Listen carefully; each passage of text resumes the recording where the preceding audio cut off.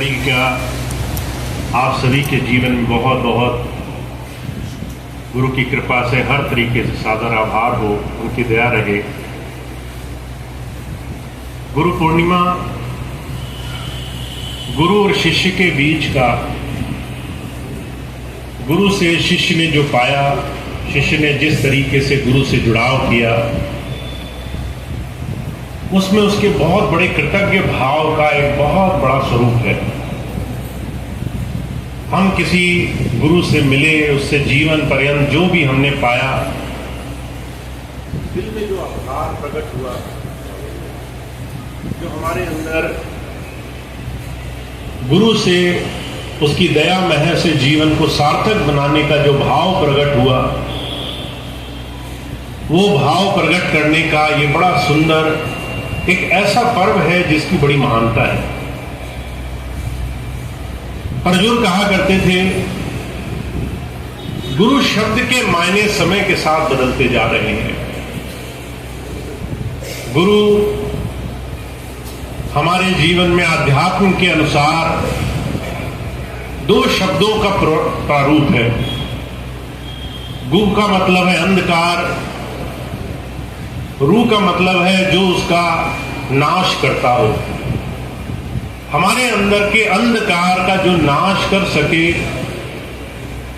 जो हमें शरीर को और इस शरीर के तमाम भ्रम को समझा सके, ये जो माया जाल है संसार का, 70, 80, 90 वर्ष का ये जो लेन देन का जगत है, इसके बाद जो एक बहुत बड़ा सत्य हमारे सामने आने वाला है, उसका भेद हमें दे सके, उस अंधकार को दूर करने वाली महाशक्ति का नाम गुरु है।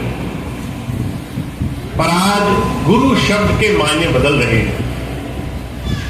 जिस तरह की हमारी भावना, उस तरीके का गुरु हम ढूंढते हैं। हम चमत्कारी गुरु ढूंढते हैं, काम बनाने वाला गुरु ढूंढते हैं, और गुरु बदलते देर नहीं लगती। आप देखें अपने चारों तरफ लोगों की महापुरुषों के प्रति क्या भावना है। अगर काम बना तो गुरु, काम बनते रहे तो गुरु, अगर कभी काम नहीं बदला तो गुरु बदलते देर नहीं लगती हमें। पर जो कहा करते थे, संसार में जो आम भोग और दुनिया की चीजों को पाने की चाहना में गुरु शब्द का जो स्वरूप हमने बदला है, वो बड़ा संसार में नाशवान है, बड़ा खतरनाक है। मैं पिछले कई दिनों से देख रहा हूं, बहुत से लोग सत्संग में आते हैं जिन्होंने कभी नाम भी नहीं लिया। आते ही सबसे पहले मांगों की बड़ी भारी लिस्ट उनकी खुल जाती है। कई बार उन्हें भी याद नहीं रहता कि एक सांस में कितनी मांग लेनी है, शुरू कहां से करते हैं, खत्म कहां करते हैं। सोचते हैं जितनी जल्दी, जितनी ज्यादा चीजें मांग ली जाए अच्छा है। ये जो भोग स्वार्थ हमारी नजर में है, इस करके हम गुरु के पास आए, महापुरुषों के पास गए अपनी चाहनाएं लेकर के, और हम इसी को भक्ति मानते हैं कि हम तो आ गए गुरु जी के पास। गुरु जी को कौन मिल रहा था, हम ही आ गए, बहुत बड़ी चीज है। हम इनसे कुछ मांग रहे हैं तो देना इनका जीवन में सबसे बड़ा कर्तव्य है। नहीं मिला तो हम कहीं और चले जाएंगे। पर जो कहा करते थे, गुरु और शिष्य का संबंध कभी स्वार्थ से टिका नहीं रहा, दुनिया की मांगों से टिका नहीं रहा, समय सीमा से बना नहीं रहा। कई बार आप अपने चारों तरफ ऐसे लोग देखते होंगे, हमारे मन की इच्छाएं इतनी प्रबल है कि हम उन इच्छाओं को समय से बांध करके रखते हैं। 1 महीने में ये काम हो जाना चाहिए, 2 महीने में ये काम हो जाना चाहिए, 6 महीने में ये काम, 1 साल में ये काम पूरा हो जाए। अभी कुछ दिन पहले मुझे एक बहन जी मिली, कहने लगी मैं बहुत परेशान हूं, मेरा ये काम नहीं बन रहा, अगली बार तक जब आप आए तब तक काम बन जाए। मैंने कहा अगर अगली बार तक नहीं बना फिर क्या होगा? तब तो तुम्हारे मन के भाव बदल जाएंगे। तुम यही सोचोगे काम बना तो गुरुजी सच्चे हैं, काम नहीं बना तो गुरुजी झूठे हैं। काम करके हम गुरु मान रहे हैं, पर गुरु काम नहीं होता है। दुनिया हमारे हिसाब से चले ये जीवन नहीं होता है।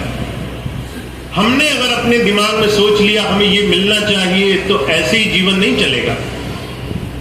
दुनिया का एक बहुत बड़ा सच है, इस संसार में पहले कर्म बनाए गए, फिर आपको शरीर दिया गया।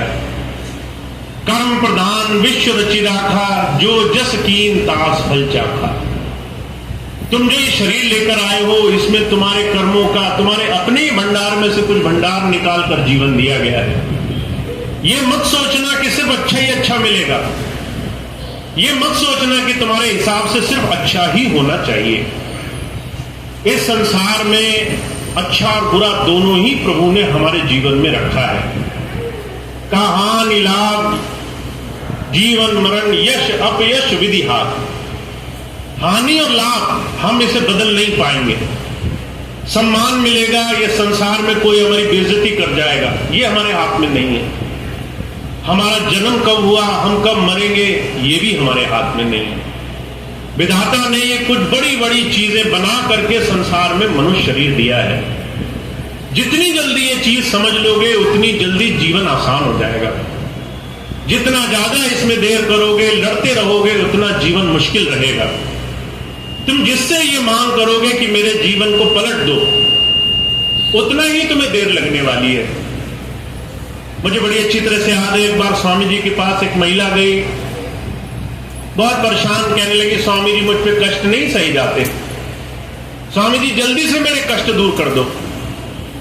उस दिन स्वामी जी कहने लगे जल्दी मत करो, जो समय लगेगा लगने दो। माता थी, बहुत जिद करने लगी, जल्दी कष्ट दूर करो। सत्संग से गई तो उसको तमाम पीड़ाएं आने लगी, तरह तरह से कष्ट आने लगे, तरह तरह से बीमारियां, परेशानियां। रात सोए तो बुरे सपने, आंखें खोले तो बुरा जीवन। बड़ी परेशान हो गई, कहने लगी ये क्या मांग लिया मैंने। स्वामी जी के पास गई, कहने लगी स्वामी जी मुझे तो बहुत तकलीफ हो रही है। स्वामी जी कहने लगे तुम ही कहती थी जल्दी करो, तुम ही कहती थी जल्दी करो। जो जीवन तुम जल्दी में जीना चाहते हो, उस जीवन में सब अच्छा नहीं लिखा है। अच्छा और बुरा दोनों ही हमारे जीवन का वो स्वरूप है जिससे बांध करके जीवन दिया गया है। अगर तुम गुरु के पास जाओगे तो वो तुम्हें सबसे पहले स्वीकार करना सिखाएगा। जीवन को स्वीकार करो, उसके भाने में, उसकी रजा में रहो। उस प्रभु ने जैसा जीवन दिया है पहले उसको स्वीकार करो। गुरु तेग बहादुर जी महाराज थे, 9वीं पातशाही। उन्हें मुगल शासकों में सिर्फ हिंदू धर्म त्यागने के लिए बड़ा कष्ट दिया गया। उन्होंने वो कष्ट हंसते हंसते सहा। उनको बहुत यातनाएं दी, बहुत पीड़ाएं दी, पर उसके बाद भी उन्होंने उन पीड़ाओं से छुटकारे के लिए एक बार भी प्रार्थना नहीं करी। एक बार भी नहीं कहा कि मुझे पीड़ा नहीं होनी चाहिए। किसी ने पूछा महाराज आप तो एक क्षण में ये कष्ट दूर कर सकते हो, आप क्यों ये पीड़ा सहते हो। कहने लगे जो विधान है प्रभु का, जो विधान है वो इस ईष्ट का, उसको स्वीकारना ही सबसे पहले मनुष्य जीवन का धर्म है। स्वामी जी के सामने की घटना है, 2001 के बाद स्वामी जी को बड़ा कष्ट हुआ, बड़ी पीड़ा हुई। पीजीआई तक जाना पड़ा, बहुत बीमार रहे। जिन लोगों ने वो दृश्य देखा, वो समय देखा कि एक संत को भी परेशानी आ सकती है, एक संत को भी पीड़ा आ सकती है। वो भी कई समय तक इस समय में रहे, पर उसके बाद भी उन्होंने ये नहीं कहा कि ये कष्ट दूर हो जाना चाहिए, ये पीड़ा हट जानी चाहिए। जब हम संत के पास जाएं तो सबसे पहले ये समझ लें, संसार सिर्फ सुखों का नाम नहीं है। दुनिया में गुरु सिर्फ हमारे जीवन में हक, सिर्फ भला करने की विधि नहीं सिखाता है, वो हमें स्वीकार करना सिखाता है। उस प्रभु के भेजे हुए इस जीवन को स्वीकार करो। जिस दिन उसकी भाड़े में, उसकी रजा में रहना सीखोगे, उस दिन तुम्हारे जीवन में तुम गुरु शिष्य के इस भेद को जानना सीखोगे। और उस दिन तुम्हें क्या पता चलेगा, गुरु सिर्फ आध्यात्मिक पुरुष नहीं होता है, गुरु हमारे जीवन में हर तरीके से, हर स्वरूप में हमारे जीवन में शामिल होता है। मुझे बड़ी अच्छी तरह से याद है, स्वामी जी कई बार एक बात कहा करते थे कि भाई अपने जीवन में सेवा पर जोर रखो, सेवा तुम्हारे मन को निर्मल करेगी, सेवा तुम्हारे अंदर विनम्रता लाएगी, तुम्हारा अहंकार दूर करेगी, तुम्हारा मैं समाप्त करेगी। तुम्हें अभी लगता है कि तुम बहुत कुछ हो, इसलिए तुम दूसरे से मिलकर नहीं चलते, तुम्हारे अंदर विनम्रता पैदा करेगी। स्वामी जी ने सारा जीवन सिर्फ एक चीज पर जोर दिया, जो हुजूर कृपाल सिंह जी महाराज भी कहा करते थे, संत आते हैं मानव निर्माण के लिए, मनुष्य को मनुष्य बनाने के लिए। और मनुष्यता धारण तब होती है जब हम शिष्य बनने को तैयार होते हैं, जब हम विनम्र बनने को तैयार होते हैं। का पानी ऊंचे ना टिके नीचे ही ठहराए, नीचा होवे भर पिए ऊंचा प्यासा जाए। तुम्हें लगता होगा बड़ा बनने में बहुत बड़ाई है संसार में, पर जितने तुम बड़े बनोगे उतना ज्यादा सबसे अलग हो जाओगे, उतना ज्यादा तुम्हारे जीवन में प्रेम, सप्रेम, विनम्रता, तुम्हारे अंदर में सत्कार समाप्त हो जाएगा, उतना ज्यादा आकड़ में चलोगे, उतना ज्यादा किसी से मिलने से इनकार करोगे। पर जो कहते हैं गुरु और शिष्य के संबंध में शिष्यता को समझना है, शिष्यता में पात्रता को समझना है।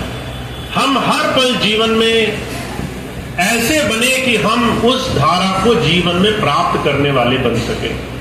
इसलिए जितने भी महापुरुषों के आप शब्द पढ़ते हैं, अभी आपने एक शब्द सुना गुरु अर्जुन देव जी महाराज का कि गुरु सब कुछ है, वही हमारे जीवन में पूर्ण आधार है, वो हमारे जीवन का सब कुछ है। गुरु अर्जुन देव जी महाराज ने कहा है, गुरु को सर्वस्व मानने वाला जीवन में ये समझ जाता है कि उसके जीवन में गुरु सिर्फ मांगे पूरे करने वाला नहीं है। कहा तू मेरा पिता, तू है मेरा माता, तू मेरा बंधक, तू मेरा भ्राता, तू मेरा राखा सबने थाई, ता भव केड़ा काढ़ा जियो। तुम मेरे माता पिता भाई सखा, तुम मेरे रक्षक, तुम मेरे सबसे नजदीकी, सब कुछ तुम ही हो। तुमसे मैंने ऐसा जीवन जोड़ा और उसका परिणाम क्या है? कहते फिर मुझे भय नहीं हो रहा है, मुझे संसार में किसी चीज की पीड़ा नहीं महसूस हो रही है। संसार जैसा था वैसा ही है, पर मुझे संसार में रहकर भी संसार की चिंता नहीं हो रही है, मुझे लोगों की आसक्ति नहीं हो रही है, लोगों से जुड़ना नहीं हो रहा है। पर अब इस चीज को हम अपने जीवन पर थोड़ा सा देखें। आज गुरु पूर्णिमा का अवसर है और गुरु को और शिष्य को अगर हम समझ गए, हम किसी महापुरुष से किस भाव से जुड़े हैं, तो हमें समझ में आ जाएगा कि हमारी यात्रा अभी बाकी है। गुरु से जुड़ने और गुरु से मिलने की हमारी यात्रा अभी खत्म नहीं हुई। हम इस बात को समझें कि हम कैसे हैं, उससे हमें समझ में आएगा कि हमें कहां तक पहुंचना है। बुजुर्ग कहा करते थे, इसकी एक सीधी सी परख है, आपको अपने हर दिन के अपने अंदर हो रहे हर एक काम को समझना है, आपके मन में कैसे भाव है। मैं बहुत से भाई बहनों को देखता हूं, हर दिन सैकड़ों लोग, बहुत से लोग ऐसे हैं जो मन से बड़े बेचैन हैं, छोटी छोटी बातों पर नाराज हो जाना, छोटी छोटी चीजों पे चिंता, कल क्या होगा, परसों क्या होगा, भविष्य की, बच्चों की, बीमारी की, दुनियादारी की, संसार की छोटी छोटी चिंताओं में लोग लगे हैं। लोग 5-5 रुपए के लिए लड़ जाते हैं, इतना संसार में उलझे हुए हैं कि दुनिया में भोग, माया, संसार की वृत्ति, दुनिया के लोग, मान सम्मान बहुत मायने रखता है। मैंने ऐसे लोगों को देखा, अगर आप उनको नमस्कार न करें तो उनका मुंह चढ़ जाएगा, वो पूरा दिन मुंह खराब करके घूमेंगे। ऐसे लोगों को देखा, अगर आप उनको पूछे नहीं, आदर सम्मान नहीं करें, पानी नहीं पिलाएं, तो उनकी गुस्से का ठिकाना नहीं रहेगा।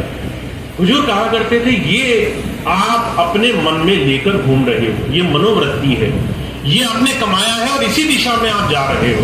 और अगर बहुत कड़वी जबान में कहा जाए, कहा जहां आसा तहां वासा, जो तुम्हारे मन में आस लगी है ना, वहीं तुम्हारे जीवन का अंत समय तुमने अपने जीवन जुड़ने का साधन बना रखा है।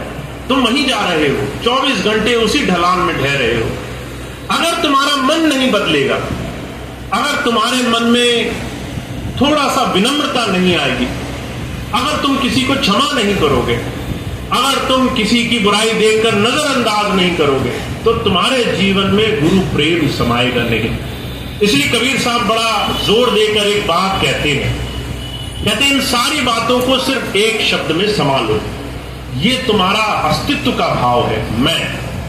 मैं कुछ हूं, मैं कुछ संसार में औहदा रखता हूं, मेरा भी कुछ है, और ये मैं ऐसी चीज है जो तुम्हें कहीं जाने नहीं देगी। तो कबीर साहब कहते हैं, जब मैं था तब हरि नहीं, अब हरि है मैं नाही, प्रेम गली अति सांकरी यहाँ में दो न समाई। गुरु से जुड़ने के बाद प्रेम मार्ग पर जाना है, और जब प्रेम मार्ग पर जाना है तो आपके जीवन में आपकी मन, बुद्धि, सोच, विचार, ज्ञान, ध्यान, दुनिया की बड़ी से बड़ी चीजों का आपको समर्पण भाव जीवन में लाना पड़ेगा, झुकना सीखना पड़ेगा। अगर आपने अपने जीवन में थोड़ा सा जीवन को गुरु की शरण में झुकाना नहीं शुरू किया तो काम नहीं बनेगा। कई ऐसे मैं उदाहरण देखता हूं, बहुत पहले की बात है, स्वामी जी के जीवन की घटना। एक बार स्वामी जी संडीला आश्रम में थे, पंजाब के 2 भाई आए। एक सेठ जी थे, उसमें ईंटों का भट्टा था, बहुत नाम सुना उन्होंने स्वामी जी का, तो मिलने आए। स्वामी जी के पास जब गए तो स्वामी जी कहने लगे, मैंने आपका बड़ा नाम सुना है, आप मुझे कुछ ऐसा दो जिससे मुझे जीवन में तसल्ली हो, थोड़ा सा मन टिके, मेरा ढांढस बंधे मुझे कि मैं जीवन में सही दिशा में जा रहा हूं। स्वामी जी कहने लगे, नाम ले लो।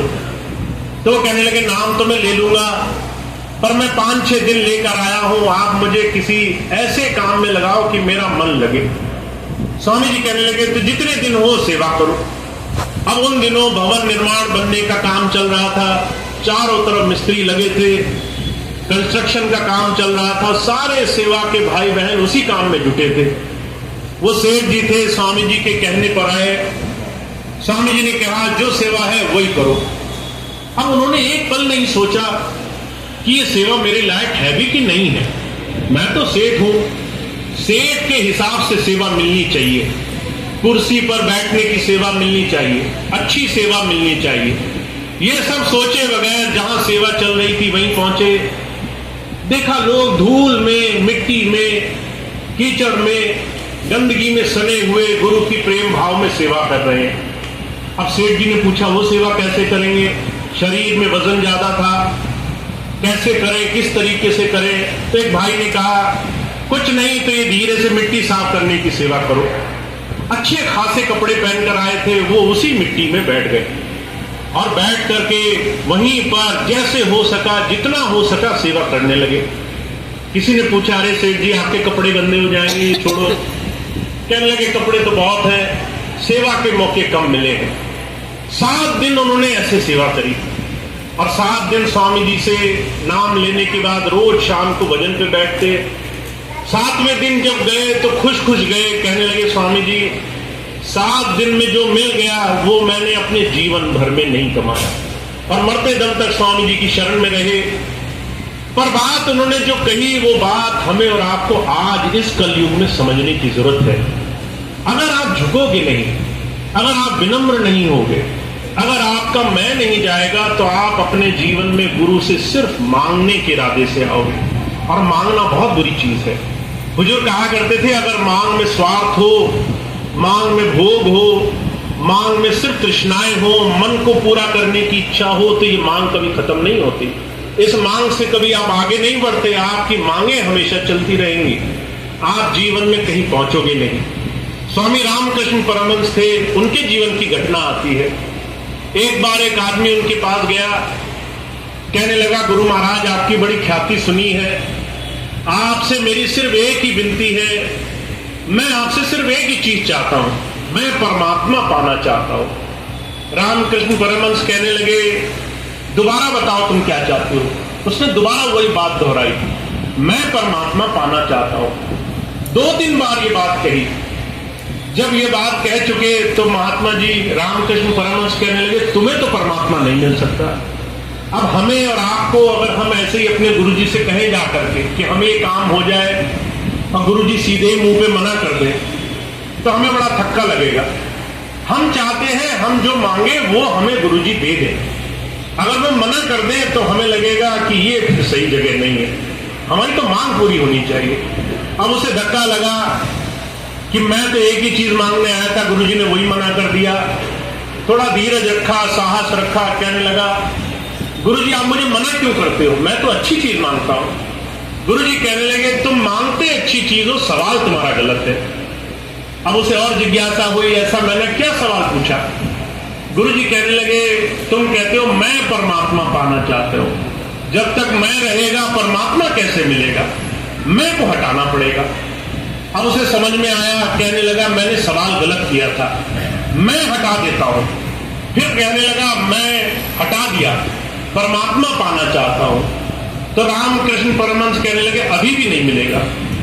अब उसने सोचा, अब मैंने क्या गलत किया। कहने लगे, तुम चाहते बहुत हो, तुम्हारी चाहनाएं नहीं मिट रही हैं, तुम परमात्मा को भी पाना ही चाहते हो, तुम चाहना हटाओ इसमें से। अब ये बात समझ में आई कि चाहने से कुछ नहीं होगा, जितना तुम चाहोगे उतना तुम फंसोगे। मैं भी हट गया, चाहना भी हट गया। फिर कहने लगा, अब क्या बचा, परमात्मा पाना। तो कहने लगे, पाना तो उसे होता है जिसे कभी खोया हो, तुम खोए हो, परमात्मा कहीं नहीं खोया। परमात्मा शाश्वत है, यहां है, इस क्षण भी है। अगर तुम्हें यह एहसास हो जाए कि तुम्हारे साथ वो अभी है, तो तुम कोई भी काम करने से पहले 1000 बार सोचोगे।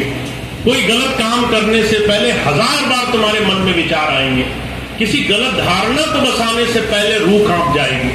किसी गलत चीज में हाथ डालने से पहले तुम्हारे मन में 1000 बार प्रश्न उठेंगे। तुम उसे मानते ही नहीं कि वो यहां है, तुम उसे खोजने जा रहे हो। वो खोजने की वस्तु नहीं है, तुम अपने आप को खोजो, तुम कहां खोए हुए हो। जब ये बात उसे समझ में आ गई कि परमात्मा को नहीं खोजना था, खुद को खोजना था। हम कहीं बहमे हुए हैं, कहीं हम इस परिवार में हैं, कहीं इस समुदाय में हैं, कभी इस जाति में हैं, कभी इस नाम में हैं, कभी इस ओहदे में हैं, पर हम क्या हैं इसका तो हमें भी पता ही नहीं है। तो जो कहा करते थे, संत के पास जाओ, पहले मैं हटाना सीखो, पहले इस मैं को हटाने के लिए काम करो। और आज ये बात उतनी ही कारगर है जितनी आज से हजारों वर्ष पहले हुआ करती थी। अगर तुम मैं नहीं हटाओगे तो गुरुजी तुमसे दूर हो जाएंगे। अगर तुम मैं नहीं हटाओगे तो गुरु तुम्हारे पास नहीं बैठेगा। अगर तुम्हारा मैं रहा तो तुम्हारे हाथ से एक सुनहरा मौका था, वो भी निकल जाएगा, वो तुम्हारे पास नहीं टिकेगा। तुम्हें इस मैं को हटाने पर काम करना है। तो वो भाग्यशाली हैं जो अपनी इच्छाएं, अपनी तृष्णाएं, अपनी मांग, अपनी पहले इच्छाओं के वशीभूत नहीं जाते गुरु के पास। गुरु के पास गुरु को जानने, मानने, उसको अपने जीवन में पहचानने के लिए उसके पास जाते हैं। तो वो बहुत भाग्यशाली हैं जिनके जीवन में प्रेम भाव बना है, जिनके जीवन में लगन बनी है, गुरु से जुड़ने का भाव बना है। पहले जुड़िए, पहले गुरु से अपने जीवन में थोड़ा सी जीवन को बदलने का प्रयास कीजिए। जीवन में अपने बह रहे बहाव को पलटने का प्रयास जीवन में जरूरी है। तो आज इस गुरु पूर्णिमा के अवसर पर और आज इस बहुत बड़े घोर कलयुग के अवसर पर जो मैं देखता हूं वह आपको बताने की कोशिश करता हूं। जिस तरह से हम चल रहे हैं वो जीवन सिर्फ अधोगति की तरफ है, नीचे की तरफ है। इसमें हम कहीं भी नहीं पहुंचेंगे। हमें अपने मन पर थोड़ा संयम रखना जरूरी है, अपने आप पर संयम रखना जरूरी है। अपनी इच्छाओं की दौड़ में थोड़ा सा अपने आप को साधने की जरूरत है। अपने आप से सवाल पूछने की जरूरत है, क्या मेरी सारी इच्छाएं पूरी हो यही मेरा जीवन है, या मैं इच्छा रहित जीवन जी सकूं ये भी मेरे जीवन का हिस्सा होना चाहिए। क्या मुझे हमेशा पाना ही है या मैं बिना पाए भी रह सकता हूं। जो मुझे मिला है क्या मैं उसे भी जीवन में उस प्रभु का शुक्राना अदा कर सकता हूं। जो मुझे प्राप्त है क्या मैं उसके लिए शुक्रगुजार हो सकता हूं। जब तक आप अपने आप से सवाल नहीं पूछोगे तब तक आप गुरु से जुड़ोगे नहीं, गुरु के प्रेम भाव को जीवन में महसूस नहीं करोगे। और गुरु अर्जुन देव जी महाराज कहा करते थे, जिस दिन गुरु से जुड़ गए उस दिन गुरु तुम्हारे जीवन में अंग संग तुम्हारे साथ रहेगा। अभी तो 6 महीने में मौका मिला, तुम्हें हर पल हर घड़ी उनका साथ मिलेगा। तुम जहां रहोगे वहां वो तुम्हारे अंग संग रहेगा। कबीर साहब कहते हैं, कबीरा मन निर्मल भया जैसे गंगा नीर, पीछे पीछे हर फिरे कहत कबीर कबीर। मन निर्मल कर लो, तुम्हारे तो वो प्रभु पीछे पीछे घूमेगा कि बताओ तुम्हारा काम क्या है। तुम उसके काम कहोगे मेरे काम ना बनाओ और वो तुम्हारे काम बनाने को राजी रहेगा। स्वामी जी कहा करते थे, बलक बुखारे का बादशाह था, चाह बहुत थी उसे कि उसे प्रभु मिले, पर उसे मैं छोड़ने में 12 साल लगे। उसे मैं राजा हूं, मैं भी कुछ हूं, उस गुरु के दरबार में मेरा भी अस्तित्व है, ये छोड़ने में उसे 12 साल का कठोर सेवा तप लगा। हर दिन सेवा करी, हर दिन मन को झुकाया, हर दिन शरणागत हुआ। तो आज ऐसी सेवा तो आपको नहीं मिलेगी कि 12 साल कठोर तप आप करो, अपने मन को रोज झुकाओ, पर आपको हर दिन गुरु के सानिध्य में जुड़ने के लिए फिर भी इस मन को शरणागत लाना जरूरी है। तो जब भी मन में इच्छा उठा करे, थोड़ा सा उस पर अंकुश लगाओ। हर इच्छा को अपने छोटे छोटे बच्चों की तरह, छोटे बच्चे होते हैं, अगर उनको थोड़ा सा लालच लग जाए कि मुझे टॉफी दे दो, मुझे बिस्कुट दे दो, तो वो रोना धोना शुरू कर देते, वो जो चीखना चिल्लाना शुरू कर देते, वो मानने को तैयार नहीं होते। उन बच्चों की तरह अपने मन के पीछे मत भागो, इस मन के पीछे इतने मत दौड़ लगाओ कि तुम्हें